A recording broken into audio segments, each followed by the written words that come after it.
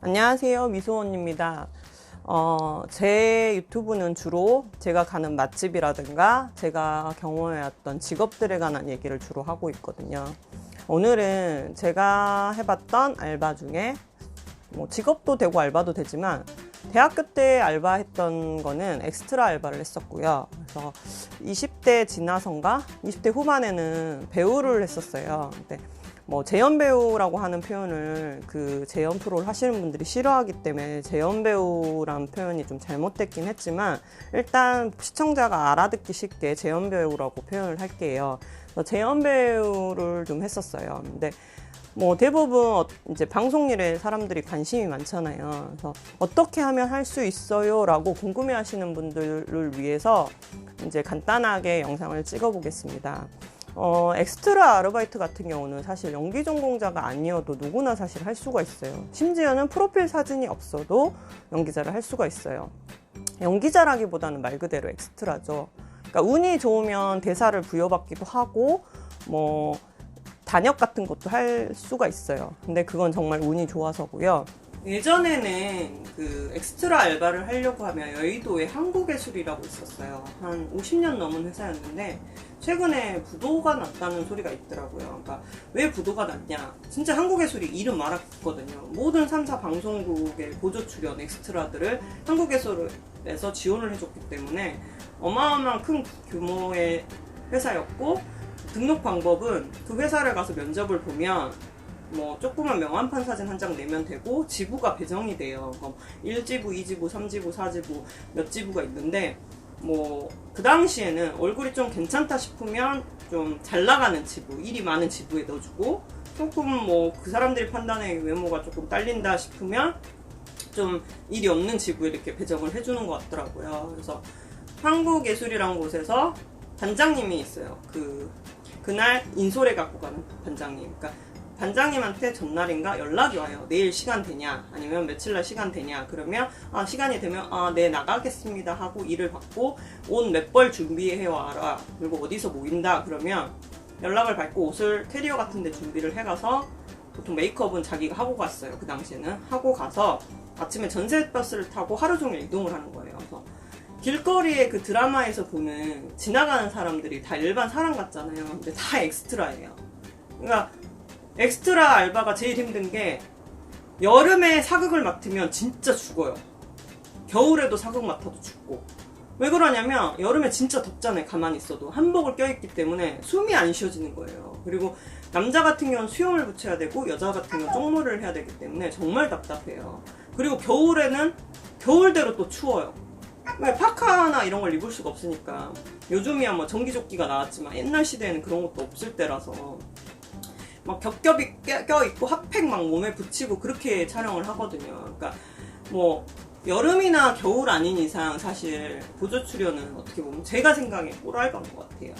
물론 운이 나빠서 아침에 나갔는데 새벽까지 촬영이 안 끝날 때가 있어요. 근데 그렇게 되면 야간 수당이란 게 어차피 붙어요. 그러니까 자기가 늦게 끝나면 늦게 끝난 만큼의 수당을 받기 때문에 사실 힘든 건 아니에요. 그리고 예전에 엑스트라 알바할 때 같이 일하던 언니 중에 지금 현재 개그맨이 돼서 연예인 된 분도 계세요. 그러니까 방송에 꿈이 있으신 분들이 뭘 해야 될지도 모르겠고, 전공도 자기가 이제 이쪽 일이 아니다 보니까 엑스트라를 하다가 기회가 있지 않을까 해서 엑스트라를 도전을 하는데요. 엑스트라 하다가 연기자가 되는 경우는 사실 거의 드물고요. 그러니까 그런 경우는 있죠. 이 사람이 외모도 되고 대사를 한두 마디 시켰는데 잘해. 그러면 고정 출연이란 걸 할 수가 있어요. 그러니까 주인공의 사무실 직원이나 이렇게 고정적으로 나오는 역할들 있잖아요. 그러니까 중요한 역할도 아니고 대사도 없어. 근데 주인공 회사에 테이블에 그냥 앉아있는 사람. 근데 계속 바뀔 수는 없잖아요, 회사 직원은. 그러니까 그런 경우 고정으로 가는 거죠. 그러니까 고정으로 가면 그 프로가 어떻게 보면 확정이 돼 있기 때문에 수입이 괜찮아요. 그리고 좋은 거는 엑스트라 알바도 드라마만 가는 게 아니라 영화도 가기도 하고, 그 예능 프로에서도 잠깐 필요할 때가 있어요.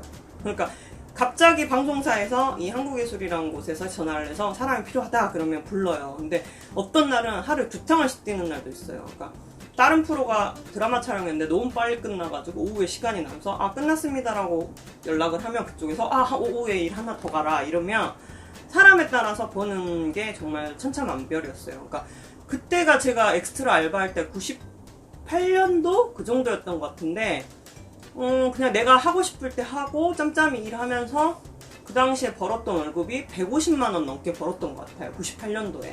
그러니까 저는 좀 일이 많은 편이긴 했었어요. 그래서 왜냐면 다른 사람들은 스펙이 없으니까. 근데 저 같은 경우는 그 전에 무슨 특산물 아가씨에 입상한 이력도 있고, 제가 연영과로 편입을 해가지고 연극영화과 이런 쪽을, 예체능 쪽을 다니고 있었거든요. 그러니까 사람이란 게 기대치라는 게 높기 때문에 일을 잘 주더라고요. 그리고 대사도 저 같은 경우는 한두 마디 하는 역할도 몇 번 맡았었어요. 근데 그렇다고 해서 제가 뭐 연기자로 데뷔를 해서 대사를 많이 치고 뭐 연기를 할 수 있는 정도의 그 정도 분량은 주진 않더라고요. 그래서 제일 많이 벌었던 때가 엑스트라로 250만 원 정도였나? 그 정도까지도 본 적이 있긴 해요. 그러니까 자기가 일하기 나름인 것 같아요. 그래서 그리고 저 같은 경우는 이제 재연 프로는 제가 어떻게 시작을 했는지 기억이 사실 안 나거든요. 너무 오래돼가지고. 그러니까 엑스트라 알바는 20대 초반에 대학교 편입하기 전에 놀면 뭐 하겠냐, 휴학을 하고 이제 편입 준비할 때라서 놀면 뭐 하겠나 싶어갖고 될 수 있으면 관련된 알바를 하자 해가지고 엑스트라 알바를 해봤었던 거고, 재연 배우 같은 경우는 제가 뭐 공채 시험도 다 떨어지고 개그맨 시험도 떨어지고, 근데 항상 체중에서 떨어지는 거예요. 마지막 단계 그것만 통과하면 합격인데 수백 명, 수천 명 중에 통과를 했는데 꼭 마지막에 떨어지니까 미련을 못 버리더라고. 사람이 이게 참 무서운 거야. 차라리 1, 2차에서 떨어지면 사람이 깨끗이 나는 안 되나 보다 하고 포기를 하는데, 이게 마지막에 떨어지니까 좀만 하면 될 것 같다, 좀만 하면 될 것 같다 이런 생각이 들더라고요. 근데 제가 나중에 안 건데 좀만 하면 되는 게 아닌 사람도 있어요. 근데 저는 아니었던 거예요. 근데 그 당시에는 제가 거기에 빠져 있었기 때문에 다른 사람들의 충고나 다른 사람들의 조언들이 보이지 않았던 거고, 지금 나이가 먹고 뒤돌아서 생각을 해보고 많은 경험들을 해본 결과 제가 연예인을 할 정도가 아니었던 거예요.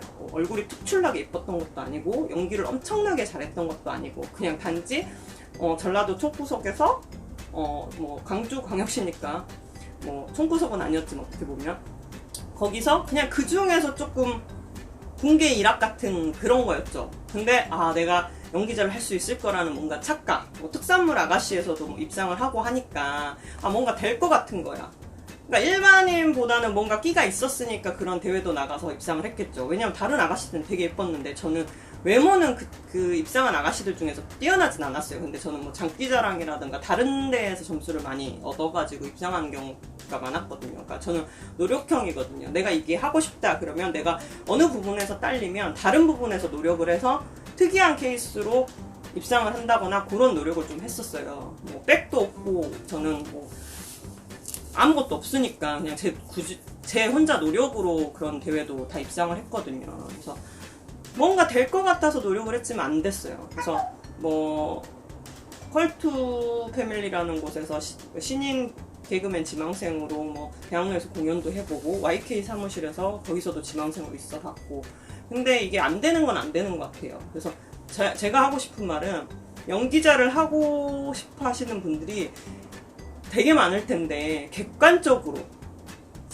본인이 정말 연기자의 부합에 맞는지를 잘 생각을 해보세요. 그리고 주변에서 솔직하게 얘기를 해달라고 해도 잘 말 안 해줄 건데 솔직하게 물어보세요. 제가 배우로서 자질이나 가능성이 있는지를 냉정하게 판단을 해보셔야 돼요. 그게 다 외모 문제만은 아니에요. 무조건 예쁘다고 해서 다 연기자 되는 것도 아니고, 그렇다고 해서 못생겼다고 해서 안 되는 것도 아니에요. 근데 뭔가 그 배우를 하는 사람들은 뭔가 일반 사람들과 다른 뭔가가 있어요. 끼라든가 똘끼라든가 말로 표현할 수 없는 뭔가가 특별한 게 있어요. 근데 자신이 그거를 할 수 있을지를 잘 생각해 봐야 돼요. 그러니까 예를 들어서 내가 연기를 너무 하고 싶은데, 저 같은 경우는 그거예요.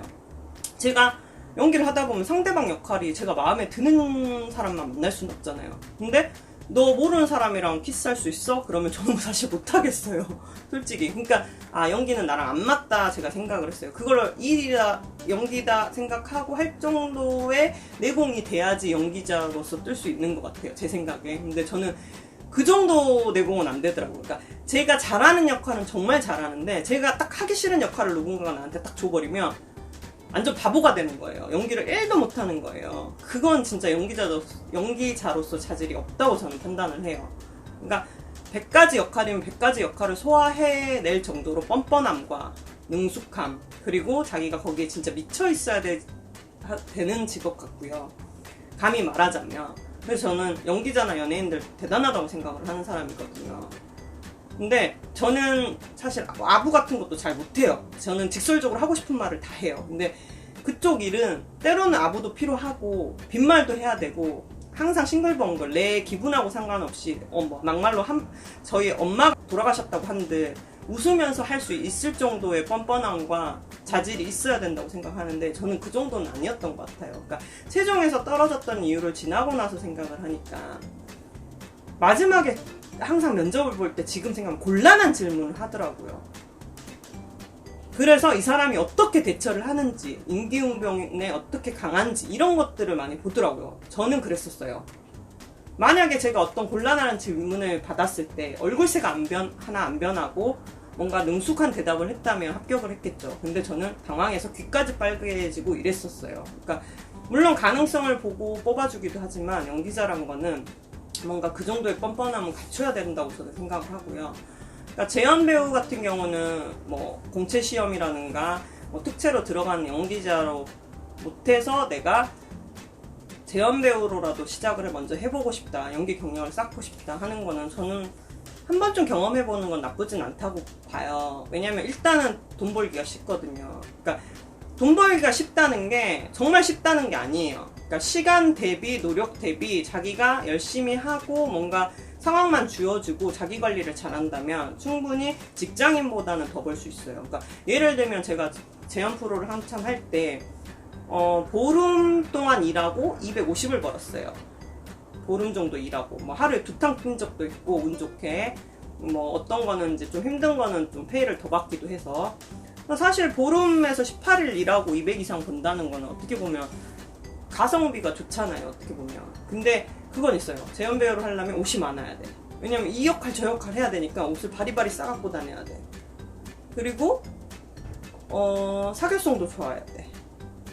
그리고 일단 캐스팅 디렉터들이 있는데 가끔 급여를 지급 안 하는 경우도 있어요. 그게 왜 그러냐면 그 사람이 띄어먹으려고 하는 경우도 봤지만 가끔 제작사에서 망해가지고 투자자가 갑자기 투자금을 끊어가지고 출연료를 지급 못하는 경우도 있어요. 그러니까 한국예술이 망한 이유도 한국예술에서 돈을 띄어먹은 건지 뭔지는 모르겠지만 아마 제작사들에서 급여를 지불 안 한 것들 때문에 임금 체벌 때문에 아마 문을 닫았을 거예요. 그러니까 재연 배우든 뭐 엑스트라든 그러니까 운 나쁘면 출연료를 못 받을 수도 있어요. 왜냐면 다음날 주는 경우는 거의 드물고 보통 한 달 후에 페이를 지급을 해주거든요. 근데 한 달 후에 안 들어오는 경우도 뭐 저 같은 경우는 열에 한두 번 정도는 있었던 것 같아요.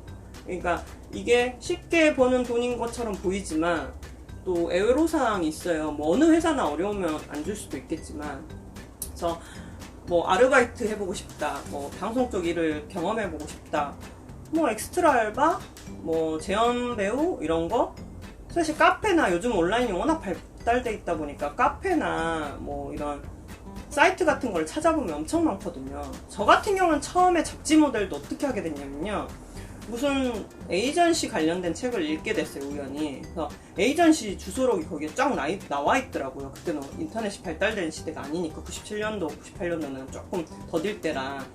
에이전시 목록하고 영화사 목록이 쫙 있길래 프로필 사진을 찍었어요. 일단 연기자는 프로필 사진이 무조건 있어야 되거든요. 프로필을 찍은 다음에 그 에이전시에 일일이 다 돌렸어요. 우편으로든 직접 가서든. 그랬더니 한 30군데인가 돌렸더니 잡지 모델 의뢰가 들어오더라고요. 그러니까 헤어 모델, 그러니까 뭐 제가 엄청 예쁜 얼굴은 아니었으니까 헤어 모델이나 피부 모델, 피부는 20대 때 좀 좋았거든요. 그래서 이게 못생기고 안 못생기고를 떠나서 어디에서든 필요한 역할들이 있어요. 사실 못난 사람도 못난 사람이 비포에서 이렇게 했더니 애프터로 예뻐졌다 이런 역할도 필요할 수 있는 거거든요. 그러니까 자기가 얼마만큼 노력하느냐에 따라서 기회는 오지만 정말 탑급으로 뜨는 스타들은 사실 남다른 뭔가 후광 비친다잖아요. 그것처럼 있더라고요. 그리고 꼭 얼굴이 막 호강이 비치지 않더라도 연기가 너무 막 누가 봐도 소름 돋을 정도로 잘하는 사람들도 있고요. 그러니까 뭐 연기자 쪽에 관심 있으신 분들은 주변 사람들한테 냉정하게 자기를 한번 판단을 받아보세요. 그래야지 자기가 이 길이 맞는지를 알 수 있을 것이고, 포기할 거면 빨리 포기하는 게 좋고, 할 거면 포기 안 하고 끝까지 밀고 나가는 것도 좋다고 저는 생각을 해요. 근데 이제 끝까지 밀고 나가려면 경제적 여유가 있어야 되기 때문에 뭐 이것저것 대비를 해서 돈을 많이 모아 놓으셔야 될 거예요. 근데 이게 뜨기 전까지 버티는 힘이라는 게 참 연기자가 너무 힘들어요. 그만큼 자기 관리에 꾸미고 옷도 사야 되고 옷도 해야 되고 하는 게 많잖아요. 그래서 연기를 하다가 포기하시는 분들이 생각보다 많은데, 뭐 하다 안 돼서 포기하는 분들도 있고, 뭐 자의반 타의반도 있겠지만, 그냥 연기자라는 게 겉보기에는 화려하지만 애로사항들도 많고, 요즘은 온라인이 발달되다 보니 악플이나 이제 욕을 옛날보다 더 먹죠. 배로 먹죠. 그런 것들을 감안하고도 내가 이거를 즐겁게 할 수 있다면 꿀직업? 꿀알바? 저는 그렇게 생각해요. 물론 추울 때 길거리에서 대기하고 야외에서 촬영하는 거 너무 힘들죠. 손도 시렵고 막 몸도 부들부들 떨리고, 그리고 마음에 안 맞는 파트너 만나서 뭐 상대 역할로 연기하려면 짜증 나겠죠. 하지만 직장생활 하면서 상사한테 욕먹고 뭐 열이 깨지고 저리 깨지는 것보다는 제가 생각하기에는 극한 직업은 아니라고 생각합니다.